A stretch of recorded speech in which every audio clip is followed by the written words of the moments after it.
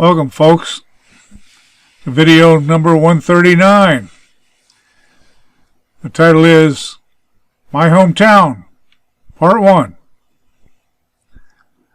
I seem to run out of stories about my small adventures and experiences, so I thought I would write about growing up in my hometown of Fleetville, Pennsylvania. I'll be describing what it was like back then and what has changed. The town has actually lost a lot over the years. I'll explain as we go along. Fleetville is located at the intersection of State Routes 107, which runs east and west, and 407, that runs north and south. There were only 2 stop signs on the 107 sides for most of my school year. Then one summer, PennDOT turned our intersection into a 4-way stop and put up a blinking red light. I don't recall any traffic accidents growing up, but I guess we really needed that change. Fleetville was established in 1838. I'm going to discuss in this segment the place where I spent the most time growing up. That would be the school. It is located on the west side of 407, just 100 yards or so north of the intersection. The school is in an all-red brick building. 1 floor ground level facing front, 2 levels in back, and on the north end, that included the gymnasium and chemistry lab. The basement level is the location of the locker rooms and the cafeteria. For first grade, I had a nice lady named Mrs. Pugh. Her son lives about a mile or so north of me today. For second grade, I had Mrs. Ridgway. She was pretty cool. She let me write cursive, as I didn't want to print. I missed 6 weeks straight in second grade. Mrs. Ridgway sent home homework to me that my dad would pick up. The reason I missed so much was that I had the mumps, measles, and chicken pox, one after the other. I went from a chipmunk face to red dots all over to red dots of white tops. Lots of fun. We had 2 class levels in most rooms. Looking back, that was a real advantage. While those of us in 3rd grade were doing our assignment, we got exposed to what the 4th graders had on their plate. Repetition both ways. For me, it was like that through 3rd and 4th with Miss Humphreys, 5th and 6th with Mrs. Graham, and 7th and 8th with Mr. Fenwick. 9th grade was standalone with Mr. Abel. We switched classrooms for various classes starting in 7th grade. Discipline was memorable. 1 through 4, nothing much. The teachers held our interest really well. As we got closer to puberty, that changed. In 5th and 6th grade, if Mrs. Graham caught you talking, you would be assigned to write your times tables, 2s through 9s, 10 times each. Well, I had a tough time keeping my mouth shut, and I got caught so many times that I started to create a stash. I would write my times tables at home while watching TV. But I messed up. One day I got caught about 1 p.m. School ended at 3:15.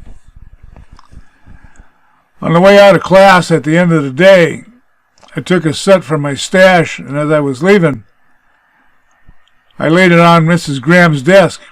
As I got to the door, she yelled, "Get back here!" Then she said, "There is no way you could have finished these that fast. Open your desk." She took my stash of about 10 or 12 sets and tore them up, and told me to have my times tables written 100 times for Monday morning.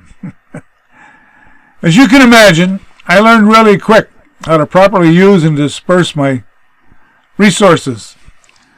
I'm sure she's looking down and laughing as I write this, knowing full well that all her students never have to think about the answer to any multiplication problem. The answers just flash in front of our mind's eye with no hesitation. The 6th grade boys were charged with raising the flag every morning on the big pole in the front yard. If it looked like rain, Mr. Simon Selly would stick his head in the door and tell us to take it down. We had learned, mostly from the Boy Scouts, about handling the flag. We would take it down and properly fold it with the 13 triangle folds. Back then, with 48 stars, it was considered properly folded if the equivalent of 7 stars were visible when finished. 6 full stars and 2 halves was the norm. With the additional 2 states, that is no longer a requirement as it doesn't work out. Another 6th grade memory. I had the lead in a school Christmas play. I was Frosty the Snowman. It was a lot of fun. There was dancing, singing, juggling, etc. I was dressed in a white shirt and pants, a hat, and I had my dad's Indian head pipe. Mrs. Pugh positioned me out in front of the curtain and sprinkled plastic snow all over me and the floor. She told me not to move. There I was, right out in front of the curtain, not moving, except my eyeballs. Me in the audience. Seemed like I was there for 20 minutes, but it's probably more like 5 or so. It was a fun experience. Mr. Thomas Notchick was our vice principal and gym teacher and biology teacher. You got caught chewing gum or talking, or both, you had to stand in front of the room holding your books with your gum on your nose. I think some weeks I spent more time in front of the room than in my seat.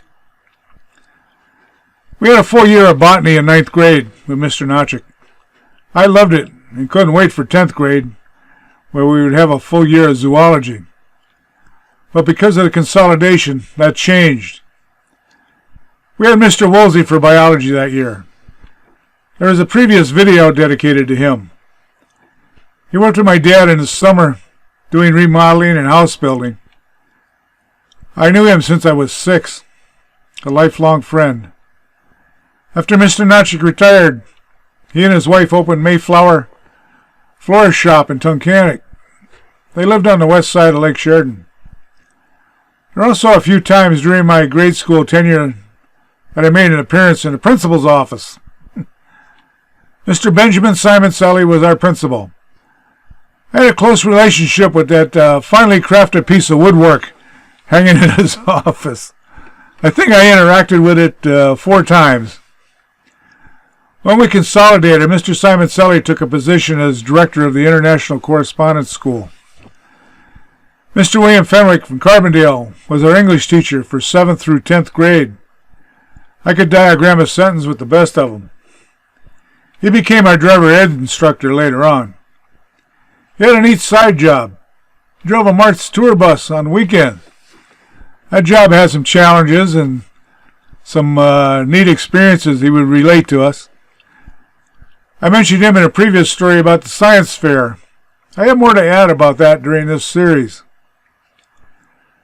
Our 7th grade science teacher was James Picard. He was the first to give us an assignment to write and give a presentation in front of the class. It had to be science related. For you Trekkies out there, this was before Star Trek aired, but I find it interesting that my science teacher's name was J. Picard. Even more so with the topic I picked. I was engrossed with aircraft, rockets, and anything to do with space.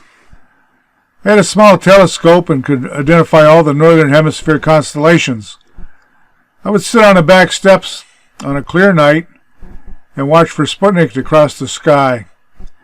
It was easy to spot. It was high enough for the sun to illuminate it, and it was the only thing crossing the sky that fast. My topic was an overview of the process flow and a brief description of the component functions of the X-15 rocket engine. The X-15 was the plane that Chuck Yeager flew to be the first man to break the sound barrier. Mr. Picard's only recommendations for improvement was that I could compare it to the internal combustion engine. That would have been hard to do at the time, as I knew nothing about car engines.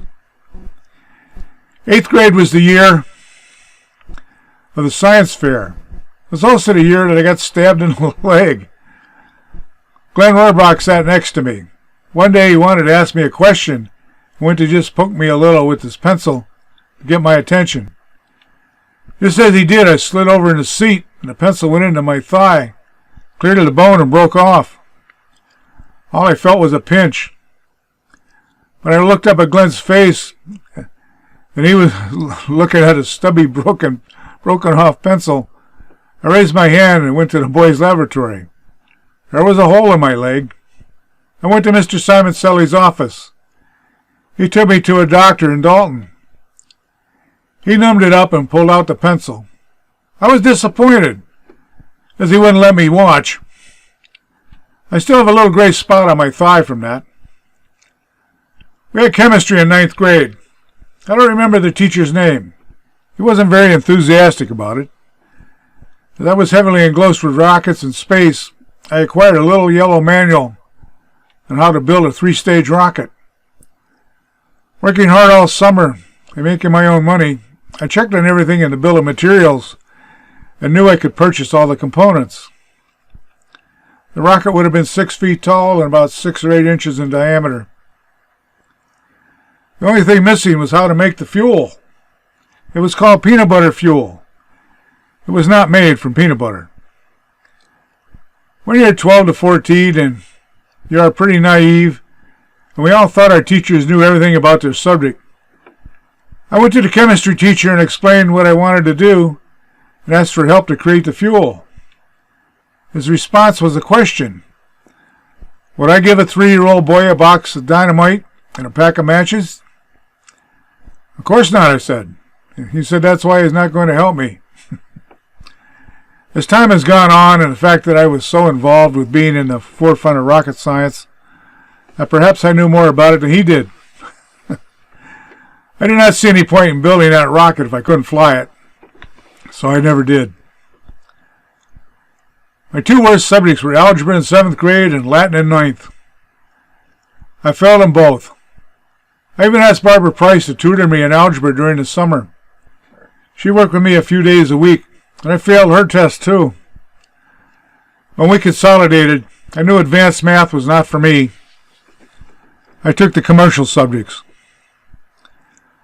Latin was terrible for me. Mrs. Hensley was a fine teacher, but I just had no use for it. The sentence structure was crazy. The Catholic Church was giving it up, and I didn't see much use for it. The main thing I remember about Latin class is that is where I was when President Kennedy was shot. There were some bad memories, too. There were 4 or 5 guys who liked to beat the hell out of me 4 or 5 times a week. One time they knocked me down and stomped on my head. I was face down over a frozen puddle. The ice cut me from my left tear duct across to my cheekbone, and then down my cheek, and then over to my chin. The cut was almost all the way through.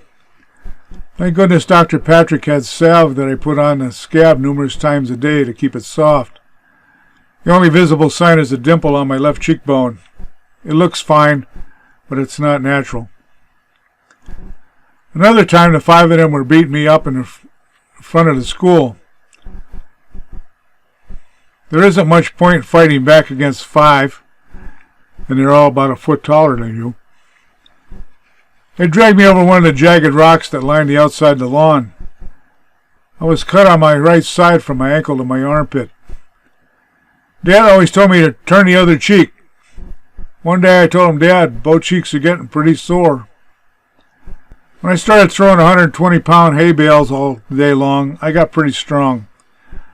I got even one at a time. I caught the one brother in the boys' lab using a urinal. I drove my foot into his kidney and him into the urinal. I then knocked the crap out of him and left him laying on the concrete in his own urine. Sometime later, they actually tried to blow up our house. Dad found 3 sticks of dynamite under the back porch. The fuse went out. The only guy with a blasting license in the area was the father of 2 of the boys who beat me up. Dad took the dynamite and went to their house and beat on the door and had a discussion with the father. That ended the problem. I could never figure out why they had it in for me. It turns out a neighbor I was close to, like a brother, wasn't exactly on nice terms with them. They couldn't get to him, so they took it out on me. Well, that's enough for this segment. I'll relate a couple other experiences while attending Benton Township High School and address the changes in the school and school grounds in the next segment. Thank you for listening. As always, I wish everyone all the best.